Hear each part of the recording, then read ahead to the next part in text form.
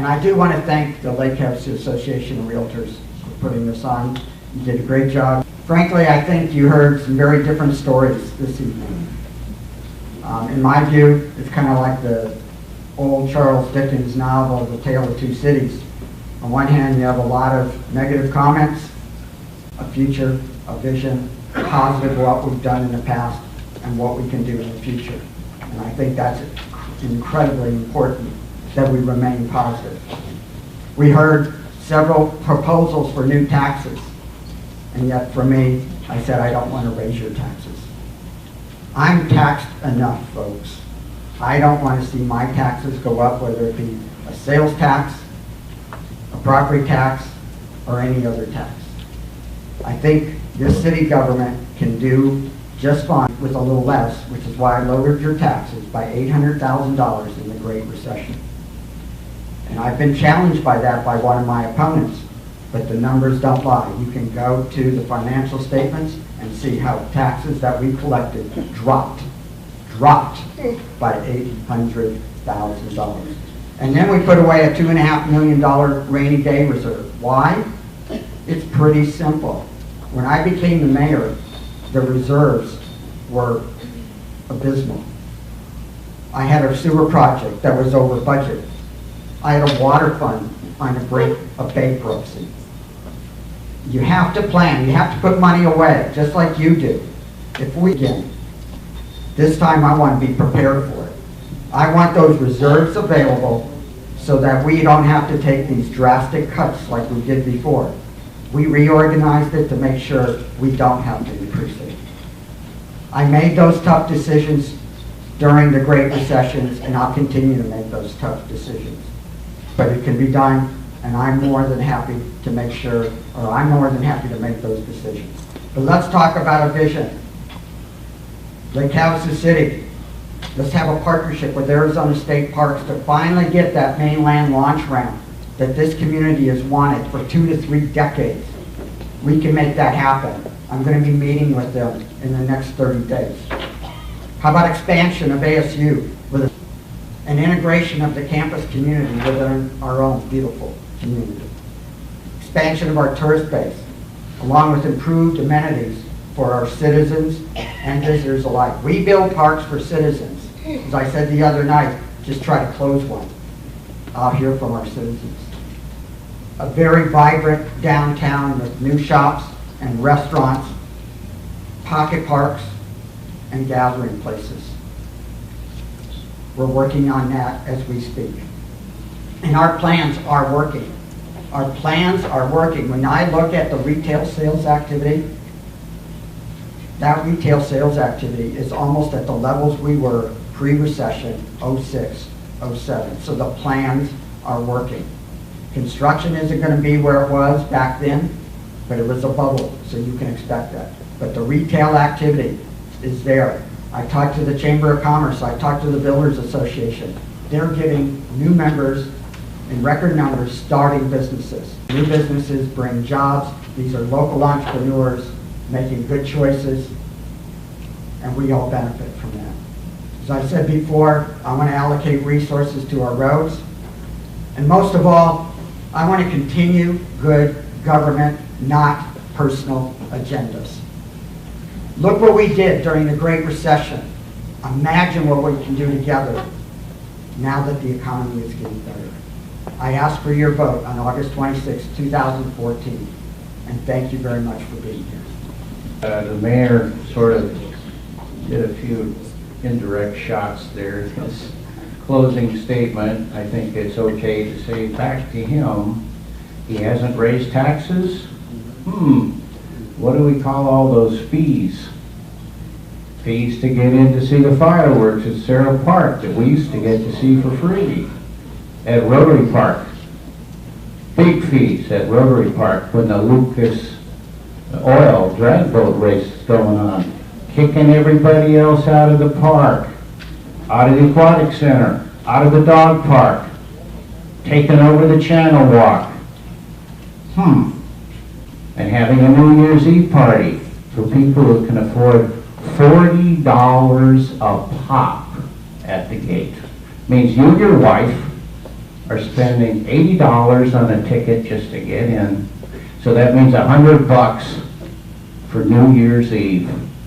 Gee, I think I'm gonna stay home this year. You know what I mean? Who can afford to blow dough like that? I don't know about you, but we got bills coming in, and we're on a tight budget. I don't understand that kind of thinking, sorry. So, getting to my closing statement. After covering that. Positive, which I notice, by the way, the mayor always talks about being positive. He's given me a lecture or two on it over the years when I call him up on the radio and give him a little stuff. Get positive, Tom. The glass is half full, not half empty. And it's like, well, I notice that the mayor remains positive as long as you agree with him. But when you start disagreeing, you know, you're not being positive. Strange definition of positivity. I'd like to see us building upon some of the good things that I do see going on around here. Believe it or not, I do see some good things. We have many beautiful homes and yards. I think we can all agree on that. Some beautiful houses here. Boy, I wish I can't imagine the property tax they're paying, but you know, the yards, some of these beautiful desert mimicking yards you see that some of the richer people have. My God, those are beautiful. The excellent landscaping at Albertson's parking lot. You notice that? I noticed that right off the bat when they put that in. Wow, look at that landscaping. That's the kind of parking lot we should have all over town, where they care what it looks like. Something that if you're waiting out in the car for your wife, it's a nice place to park. In fact, we should plant, also another thing is the shade structures at Bash's. What an excellent improvement that was when they put those in. You know, in the middle of summer, get in there under the shade. We need that kind of stuff, and I noticed we got more of that, including what the mayor mentioned about at City Hall. Like, that was a good thing. I agree with that. And I think we should promote the planting of shade trees all over town. My God, it's hot here and there's very little shade. You notice? I sure do. For several years now, I've been advocating that we build an amphitheater.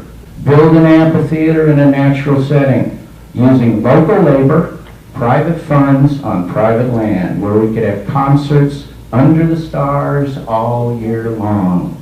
Perhaps even a symphony orchestra, and attract a more refined breed of tourists from all over the region. I think we should also try to acquire more vacant land and keep it natural for wildlife habitat and for people to walk out there and see what this desert can look like when it's not all torn up. We need to curb bad driving habits, especially among the young, and we should encourage the young to go to college. Okay, a good education through directed study is about much more than landing a cushy job and achieving status and security. It's about becoming a well-informed citizen, which will benefit everyone you meet. I conclude by saying there are many things we can do to make Lake Havasu City an oasis on the Colorado. My idea for a theme, okay? And we need leadership, creativity, and hard work.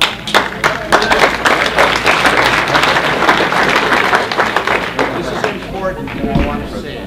Not much left to say. Everybody's got to say a lot of time. I'll give you 30 seconds of my time. All right, we can do that. Thank you very much. We could be a little flexible here. Broad-minded approach and a festive atmosphere are fine, but we should not encourage decadent excess, nor discourage more serious pursuits or a thoughtful and reflective attitude. I don't personally object to nearly naked young ladies enjoying the channel. But we should not condone incipient alcoholism, which is clearly evident there, nor for that matter promote drinking among our older citizens at almost every public event. To restore the proper balance in this, and I think we need a fresh perspective. That's why I'm asking for your vote.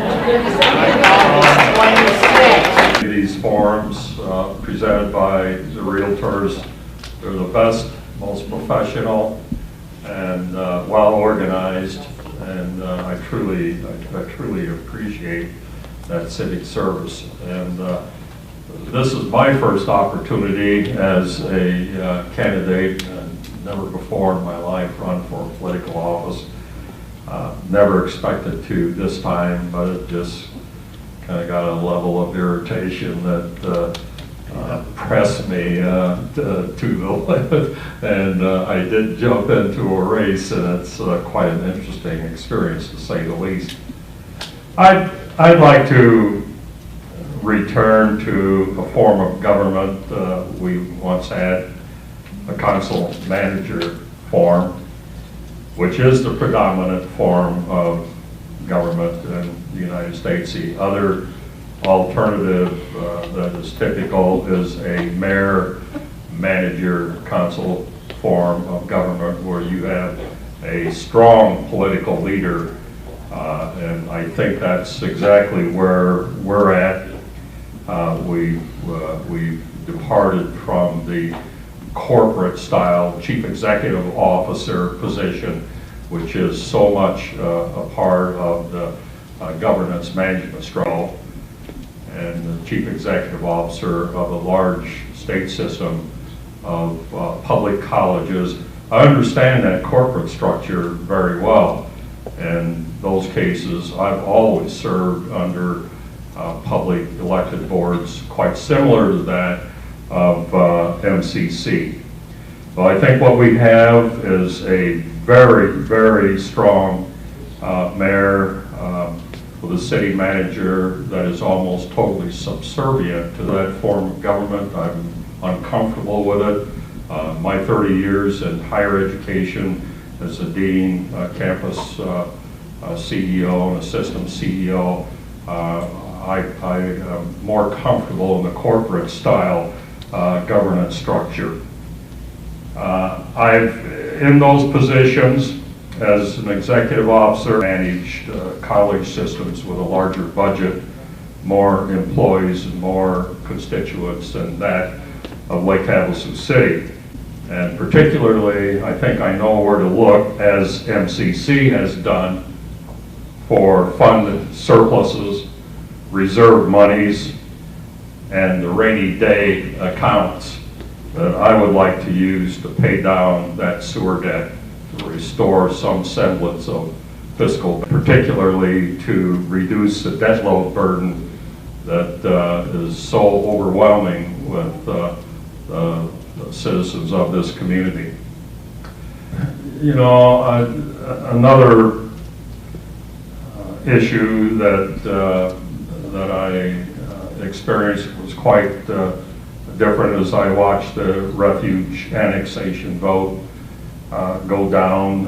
It was from city council, and an electorate that lost confidence and trust in city government and voted it down.